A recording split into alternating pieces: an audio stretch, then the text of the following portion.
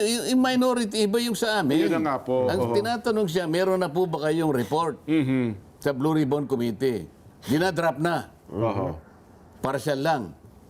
Pero wala nga. O, ang tanong ngayon, kung dinadrop at hindi nyo pati partial, hindi nyo labas-labas, kailan ba yan? Naghihintay yung mga tao? Ano, gusto nyo lang magsawa ang tao ng kahihintay? Para sa ganun, wala lang. Sa kasasawa ng tao hanggang sa mawalan sila ng interes, yun ba ang patakaran? Kaya ako magkakaroon ng problema sa pag-iimbestiga lang. Dahil ang coordinates puro mali. Bakit nag-concentrate na naman doon? Ayun. At doon pinuprove nila na mali talaga ang coordinates. Uulitin ba na naman nila yung sinabi namin? O, pagkatapos, mas marami ka ako ang dapat tinanong nila doon. Halimbawa, natatandaan ninyo, ewan ko si Nelson kung napansin niya, noong merong plenary debates ng itong 2026 budget, at dinideliberate yung DBCC budget. Yes po. Hindi, bale, kaugnay ng budget, ang nakaharap ay yung members ng DBCC. Opo. Ito yung economic cluster. Doon niya ibinunyag na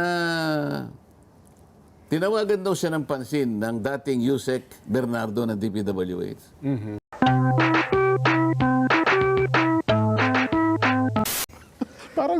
Parang nilinis ata. Alam nilang darating kayo eh. Ay, nako. Anyway, Sen, batiin niyo muna yung ating mga taga-subaybay. Dumati na ako, di ba? Ako nga po pa. Ikaw naman, excited ka naman masyado. Hindi, kasi meron kaming napag-uusapan dito ni Nelson kanina eh. Teka lang, ano pa gusto mong banggitin, Nelson? Para... Unahin na natin yung paksang... kasi ang... Hindi, yung punto ng ano... kasi lumulutang Yan, na yan, naman yan. daw yung mga impeachment kayon. Baka daw sa ganito pangyayari, Sen, ay marami na Bakit namang yung mga... pag-uusapan natin? Di ba may nagsabi rin na basura lang ang katapat ng minority report? Ayun nga. Yun nga. Gusto Kayo niyo ba? naman kung ano-ano na lang gusto niyo pag-usapan natin dito. Gusto niyo ba? Yun na lang ang ano, diretso na tayo doon. Yun lang ang Sige. basura pag yun ang ating pinag-usapan. Kasi yung basura ni Gutesa, hindi ho naman minority report yun. Hindi. Pera po yun. Pag-usapan din natin yun. Ayun, Sinabi mo sige. ba yung Gutesa? Sinasabi mo impeachment eh. O, yun na nga po. Oh. O, di sige, doon tayo sa ano, reaction po ito doon sa mga kasama ninyong senador. Kasi pinag-uusap-usapan ito halos isang linggo na po sa social media, sa mga programa sa radyo at telebisyon. Yun hong isinamitin ninyong minority report doon sa flood control anomaly. Ang totoo, Sen, bago nga po pala, ito'y tinalakay natin parang isang buwan na po sa palatuntunan ito, hindi ko ba? Bago matapos ang taon. Na kayo ay gumawa ng isang minority report at yun nga po ang nilalaman at may mga rekomendasyon pa kayo para matigil yung mga iskandalo dyan po sa DPWH, Sen. Di po Hindi ba? nila pinapansin pag dito natin dinidiscuss. So, ang ginawa namin ni Sen Aimee, doon na Opo. lamang sa Senado. Opo. Tinabag namin yung mga inakala naming magagamit namin na pwedeng sila ang magsalita laban dun sa aming inihayag na minority report. Ayun nga, ganun na nangyari. Ganun pala yung technique. Ayun, opo. Alam mo, sa tagal na noon, December 10 pang ibinigay yan sa opisina ng Senate President. Pero ngayon lang sila nagsasalita dahil Nagpa-presscon po kayo. nagpa-presscon kami. Kung hindi pa pala kami nagpapa-presscon, di man lang nila mabibigyan ng pansin pala. Oho. At sinabi nga, ano yung sinabi nila? Mukhang basura daw po yun at sa basurahan daw dapat ay tuloy. No. Bakit kaya niya nasabi yun, Nelson? Sa basura ang tuloy. Kasi ang sabi niya, Sen, batay sa panayam, ay nabastusan siya dun sa minority report. Unang-una, ang nagsalita din ay si Senate President Tito Soto na wala pa namang report yung committee. Wala yung pa Blue committee Ribbon report. Committee. Dapat wala munang minority report. Kasi parang Inuunahan nyo. Sen. Hindi, yung sinasabi niyo na wala pa namang report ang majority committee.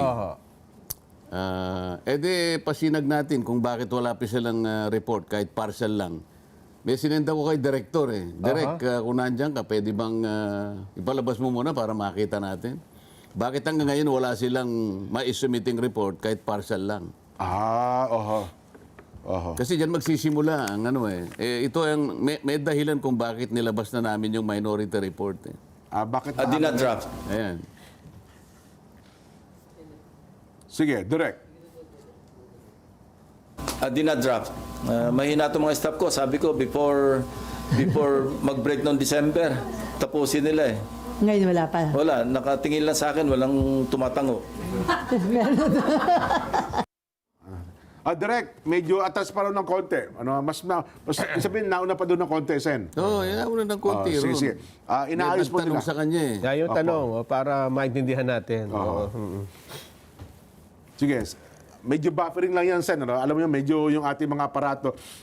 Habang inihanda po nila, bigyan niyo lang po kami ng konting background. Ano ba itong minority report na ito, Sen? Sa kabatiran lang po ng ating mga Alam mo, taga-subaybay, taga-pakinig. tinawag naming, lalo na ako, tinawag kong minority report dahil wala pa nga silang majority report.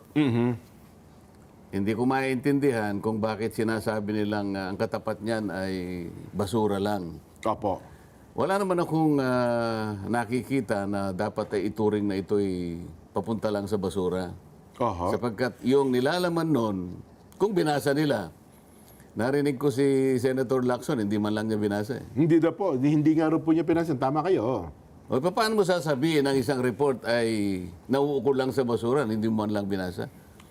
At sinabi mo na bastusan ka dahil naglabas kami ng minority report nang hindi pa sila nakakapaglabas. Kaya gusto kong malaman, maparinig muna natin sa ating mga kababayan, Opo. bakit hindi sila makapagpalabas ng report? Para sa ganon, pagkalabas ng kanilang report, magbibigay din kami at maglalabas ng report. Bakit kami umuna at naunang gumawa ng report? Ayun. Kaya kailangan Marinig mo nang natin. makita at marinig natin ito. Ano ba ang dahilan? Bakit inunahan nyo na po, no? Ilang pages po ito, Sen? 500 plus? Ba't ganun ba kadami po? Yung 567 ata o 576. 567 pages. Yung mismong report, mga 103 lang yon. Yung mahigit na 450, mga exhibits yun eh. Mga annexes. Ayun. Pero ito po, ano ang nahagip? Di ba, nung chairman po kayo ng Blue Ribbon Committee, hanggang napaltang kayo, ilang pagdinig ito sa nakapaloob dun sa committee report ninyo? Bago ko sana sagutin, kaya nga gusto ko makita nyo muna yun eh. Yung minority report na yan, ang kinapalooban niya ay unang 3 pagdinig na ako pa yung chairman. Opo. So 3. Okay. Pagkatapos yung susunod na 3, yung si Senator Ping naman ang chairman. Okay. Pareho naman yung ginagamit ng naming mga testigo at mga resource persons. Yung ginamit namin doon ay yung mga individual na mga testimonies ng mga witnesses. Ginamit ko rin naman yung kanyang privilege speech. 2. Kung basura yung report, di basura din yung privilege speech niya. Nakapaloob ba doon? Paano niya paano niya sasabing karapat dapat lang sa basura yon? Hindi mo man lang binasa kung ano yung sinasabi ron. Hindi ba? Samantalang sinamarize namin kung ano-anong pinagsasabi ng mga inimbita naming mga testigo.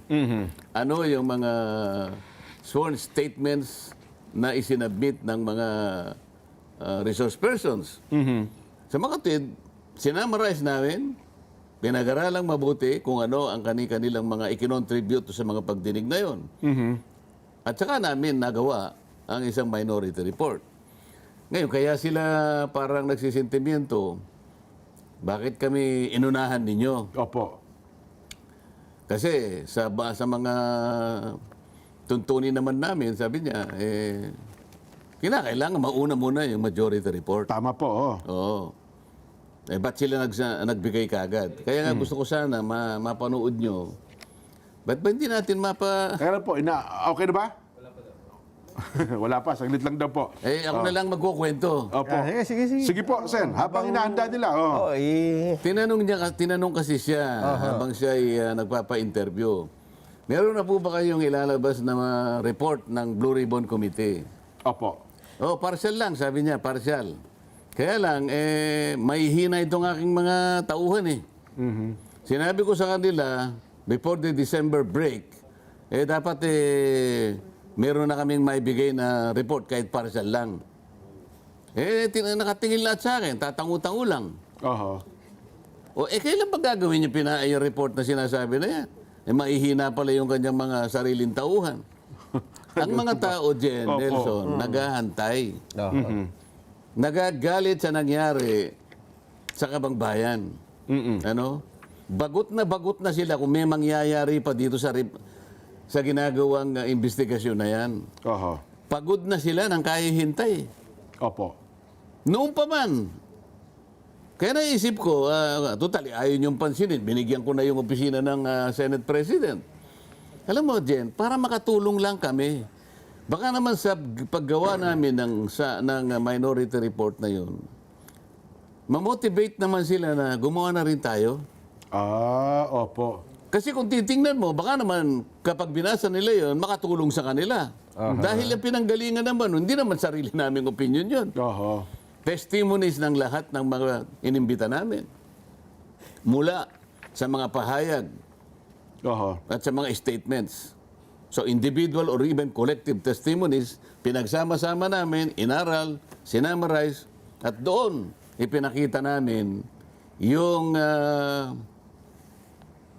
mga eskema na ginamit. Kung bakit nagawa nila itong mga ganito. Oho. Ano-ano ang pamamaraan na ginawa nila.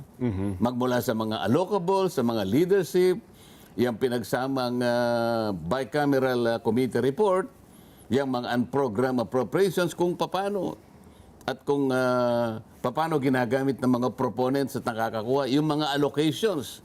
Ipinresent namin doon per district kung bakit may mga distortions yung mga allocables na tinatawag. Merong isang distrito, merong 5 billion, merong 11 billion, yung party list, wala. Anong gagawin mo dyan? Paano hindi mo sasabihin na talagang At pagkatapos meron din kaming mga suggestions, may mga recommendations. Tama, opo. May mga panukalang batas na nilinya namin doon na yun ang pagsisikapan namin na isulong para sa ganun, hindi na maulit ang mga pangyayari na yan. Oho. At meron ding mga personalities na involved doon na sinasabi namin maaari silang makasuhan sa iba't ibang mga either civil, criminal, administrative, at kung bakit. At Opo. ano-ano ang mga batas na maaari nilang nalabag. Opo. Lahat ng yan ay nakasulat doon. Bakit sasabihin mo na Parang basura yan? pambabastos to. Sabi ito Senador. Sabi ni Senador Lacson, how will I respect a document that symbolizes disrespect towards the Blue Ribbon Committee and the entire Senate? Respect begets respect. How will I, as chairman of the Blue Ribbon Committee, treat with respect a document that symbolizes disrespect toward the Blue Ribbon Committee and the entire Senate, both of which they are members? So, there is no place for the minority report but the trash bin. Yun po ang mga binanggit niya. So mukhang... Yes, sir. Anong masasabi mo ron? Oho. Kaya binanggit ka niya, parang hindi niya ata Nabasa pa. binasa man lamang. Oo nga. Anong disrespect doon? Oho. Yung bang kami makapag-ambag sa kanila? Doon sa nakita namin, sa aming palagay ay eto na Opo. ang mga lumabas doon sa mga ginawa naming mga pagdinig. Kasama yung ginawa niyang 3 pagdinig. Oho. Ibig ba sabihin, pati yung 3 mga pagdinig na sa kanyang pamumuno ay nangyari, Opo. pati yun ay kasama sa basura? Paano ano yung disrespect doon? Yun ang hindi ko masyadong makuha sa kanya. Paano magkakaroon ng pambabastos doon? Ito na pala, Sen. Okay na rin po yung video. Sige. I-play natin para ho sa kabatiran ng ating mga kababayan. Sige po. Pero sa may partial report na ba? Dinadraft. Mahina itong mga staff ko. Sabi ko, before mag-break noong December, tapusin nila eh. Ngayon wala pa. Wala, nakatingin lang sa akin, walang tumatango. Oh. Ayun pala. Sa liwanag ng pangyayari na yon na sinabi niya, tinatanong siya kung meron na silang partial report. Oo. Dinadrap na raw. Oho. Dinadrap na raw. At ang pangako nila, sa pamagitan ng kanyang mga staff, bago mag-break ang December, sabi niya, makakapagpalabas sila. Opo. Okay na magsabi, meron ba? Inamin niya pati yung sarili niyang mga tauhan, puro mahihina. Ay, kailan kayo maglalabas? Oho. Nelson, Jen, Opo. tingnan mo nangyari sa Kabangbayan. Nilimas. Oho. Ang tao nagagalit. Ang puot ay namumuo sa kanilang mga dibdib. Naghihintay, bagot na bagot. Parang wala na silang pag-asa na may mangyayari sa pagdinig. Pero saan ito pong press ko niya ito? Pagkatapos po ng press ko yung Senadora Amy, noon pa po itong press ko niya ito? Bago pa yan eh. Bago mag-December break ang Ay, ito ho sinasabi. pala. Kaya ko pinalalabas ito. Opo. Partial nga lang ang inihingi sa kanila eh. Oho. So last year pa pala itong video ito, yung tanong sa kanya. O, ikaw naman kasasabi niya lang, before December break. Opo. Oo. Akala ko nagkukwento siya na dapat yung report ay before December break. Hanggang ngayon, wala pa Hindi, rin. yung minority, iba yung sa amin. Yun na nga po. Ang tinatanong siya, meron na po ba kayong report sa Blue Ribbon Committee? Dinadrop na. Oho. Partial lang.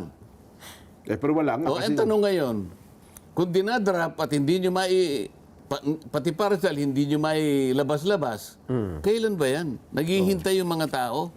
Oho. Ano, gusto nyo lang magsawa ang tao ng kahihintay? Para sa ganun, wala lang. Sa kasasawa ng tao, hanggang sa mawalan sila ng interes, yun ba ang patakaran? Kay SP Soto naman, Sen, itong kanyang reaksyon, sabi niya, walang naunang minority report, Yeah. walang pang media. Anong silbi nun? Hindi nga maikalendar on the floor. Kahit anong committee report yan, unless I take up a plenary, ay wala yan. At the moment, it's a media report, pang media. Nilabas namin sa media dahil nga gusto namin makapaglabas sila ng report kaagad sa lalong madaling panahon. Hindi ba? Bakit sinabi ba namin pag nilabas namin yung minority report, ite-take up? Sinabi ba namin gano'n? Hindi. Oho. Sa kagustuhan lang namin na mapagsilbihan ng bayan na naghihintay, ano ba talagang nangyayari? Wala pa bang report dyan? Wala pa ba kayong may re-report sa amin? Wala kayong may uulat sa amin? Samantalang nilimas na, sinimot na ang Kabangbayan. Ganyan ba? Ilang pang pagdinig ba? Oho. Ngayon, nung ginawa namin yung minority report, para sa ganun, maingganyo man lang sila. Okay. Yun ang pinakapakay nun eh. Oho. Hindi para sabihin namin, wag na kayong gumawa, ito na yung sa amin. I-take up natin sa komite, sa plenary. Wala namang may sinasabing ganun. Hindi naman pwedeng mangyari yun eh. Oo nga. Oo. So, pero siguro, ang point lang nila, Sen, ba't yung parang inunahan nyo kasi kami eh. Kami ang... Kailan nga kayo maglalabas? Ayun. Paano nyo sasabing inunahan kayo? Kailan ba kayo maglalabas? Ay, maglalabas pa ba kayo o hindi? Ayun lang. Ano nga, oo. Parang wala nga. No? Kasi hanggang ngayon, wala pa rin silang committee report, kahit partial eh. Si dating Senador Franklin Drilon ay may komento rin dyan eh. Nag-comment din ba siya? Oo. Ang sabi naman niya, Senador Rodante Marcoleta and Amy Marcos did not follow proper Senate procedure. The report should have been submitted to the Senate Blue Ribbon Committee, which is tasked with investigating the anomalies. The procedure followed is not in accordance with the Senate procedure, and it is indeed discourteous to the Blue Ribbon Committee. Isa pa rin naman yan. Oo. Alam mo, kung siguro, ay wala sa Senado, hindi ako magkukomment eh. Aha. Yun ang respeto. Aha. Pero kung, ewan ko, baka gusto na naman kumandidato, kaya nagpipilit na namang magkomento kahit. Sinasabi ko ba na itong minority report ay nakasalig sa mga rules eh. Kasi yung rules namin ay magbibigay ka ng concurring report or dissenting report kung tapos na yung majority report. Yes po. Ang problema namin, Wala eh. hindi namin alam, kagaya ng kanyang pagpapahayag, kung kailan ba magkakaroon ng report. Inip na ang mga tao. Kaya nga namin ginawa yon. Baka sakali, kaya hindi namin sinabit sa Blue Ribbon Committee. Jen. Yun, no. Sa Lalo tao ba? siyang, baka sabihin niya, lalo siyang may insulto ron. Hindi, kaya binigay namin, binigay ko sa opisina ng Senate President. Baka silang dalawa man lang mag-usap, tahimik yun eh. Opo. Nakagawa na sila nito ah. Ayaw mo ba na bilisan din natin? Ayun. Baka yun naman eh, yung pakay nila, kaya nila binigay. Hindi nga nila nilabas to eh. Opo. Di ba? So ang layunin nyo talaga sila, ikaw lang yung kanilang attention na kayo, gumawa din ng report kasi baka makatulong itong... Kasama na, hindi, pantulong talaga yun. Kung Ayun. talagang gagawa kayo ng report, bilisan ninyo kami, nakagawa na kami. Anong masama doon kung halimbawa, binasa nila yung report? Ang problema, si Franklin Drilon, hindi rin niya binasa yan. Palagay ko. Sa bagay, Senator Ping, sinabi niya, hindi ko binasa yan. Opo. Si Senator Soto, ayaw ko binasa niya sapagkat meron siyang kopya. Siyang kauna-una nagkaroon ng kopya. Opo. Bakit nyo kagad hahatulan? Sasabihin nyo para sa basura lang. Hindi nyo man lang binasa. Ang pinagkunan namin yan, hindi namin sariling haka-haka. Hindi namin sariling panukala. Yan ay galing sa mga taong tinawag natin, tumistigo, tumulong sa atin para linawin ang pangyayari patungkol din sa mga maanumalyang pagpapatupad ng flood control projects. Ayun.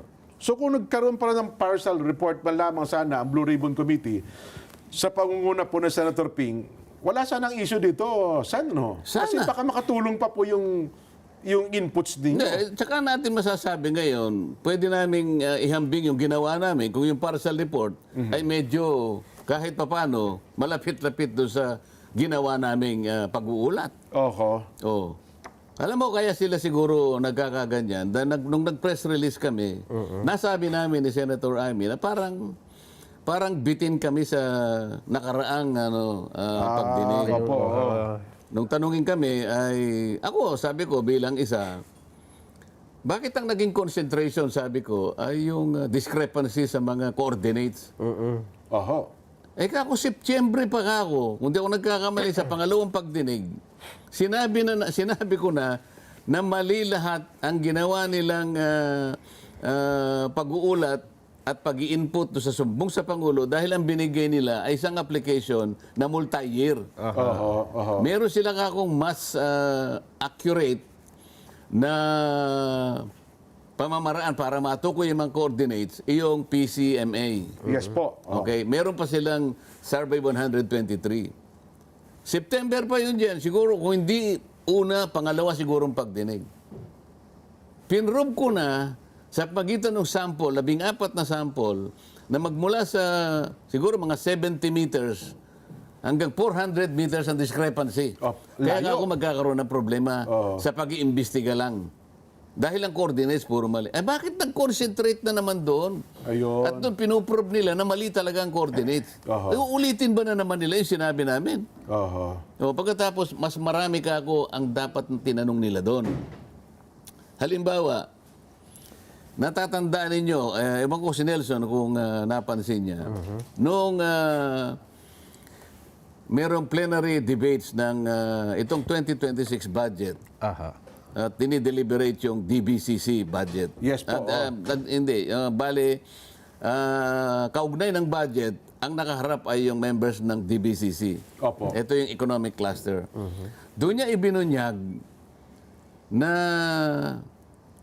tinawagan daw siya ng pansin ng dating Yusek Bernardo ng DPWH. At di umano ay sinabi sa kanya na yung binanggit ni Saldico sa kanyang pagpapahayag sa video na 100 billion. Sabi gano'n. Hindi po gano'n ang talaga nangyari. Merong 100 billion, sabi niya. Pero yung 89 billion ang nag-implement DPWH.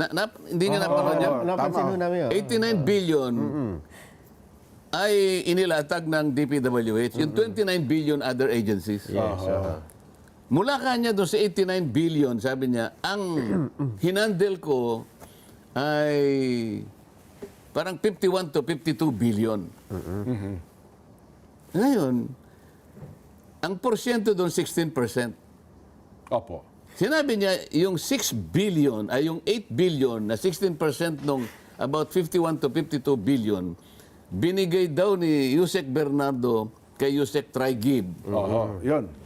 At si Yusek Traigib naman, binigay kay Yusek Adrian Bersamin. Samin, aha. Doon sa kanyang pag-interpellate, sinabi niya, alam niyo kanya si Yusek Bersamin, ni-name drop niya lang si Pangulong Marcos. Oho. Bakit niya natiyak na Ah, nagkaroon pa ng investigation sa Blue Ribbon Committee na nagkaroon ng kahit papano ay natukoy namin na yung Yusek Bersamin ginamit ang pangalan ni Pangulong Marcos. Dito wala tayong gustong bigyan ng kasalanan. Ina-analyze lang natin. Sabi niya, diname drop lang ni Adrian Bersamin ang pangalan ni Pangulong Marcos. Sa mga tweet, inaalis niya kagad eh. oho. May conclusion na. Parang may conclusion na siya na yung sinabi ni Adrian. sinabi ni Saldico Saldi, oho. na yung 100 million ay nilatag ng opisina ng Pangulo sa NEP. Sabi niya hindi. Hindi ba dapat ito yung unahin? 8 billion yun eh. Kinukwento pa niyo kung paano nagbibigay. Yun daw 8 billion na yun ay diniliver sa 10 pamamaraan, sa 10 panahon, instances. Opo, oho. Meron pang nagpupunta sila sa parking. basement ng Diamond Hotel. Na kung saan gagamit ng parehong Armor van. si Traigib at saka si Bernardo. Yung isa puno. Bakit magpapalit sila? Hindi ba seryosong akusasyon na conclusion na yun eh? Totoo po. Bakit nagharap sila? Itong huling pagdinig na to, nagharap si Traigib. Nagharap sila ni Bernardo. Tinanong ni Senador Kiko, ano ito, nababasa ko yung sinasabi ni Bernardo, na ikaw daw binigay niya yung 8 billion. Alam mo ang sagot ng Traigib? Hindi po totoo yan. Oho. Ganun lang kasimple. General denial. Wala nang mga sumusunod na pagtatanong. Tapos na. Ganun ba yun? Oho. Nabanggit ang pangalan ni Yusek Adrian Bersamin. Ba't di pinatawag yung Yusek pinatawag Bersamin? po yun, oh. Paano mo ngayon mapagdudugtong lahat ito kung hindi mo tatawagin lahat? Oho. So ano yung tinawag niya? Dalawang babae nakatakip ang muka. Oho.